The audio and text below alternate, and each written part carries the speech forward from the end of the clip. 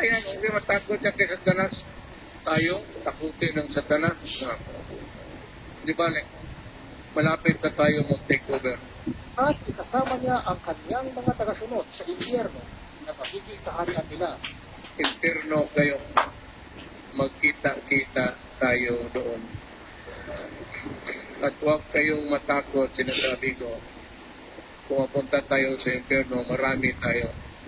At maraming magagandang sasama pala nagkapunta yung magaganda. Kala ko punta yung langit.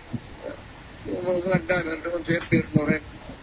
Kaya ako, pag ako ang namatay totoo at magkasabay tayo sa ganun, magparig tayo, punta tayo doon sa trono ni Satanas.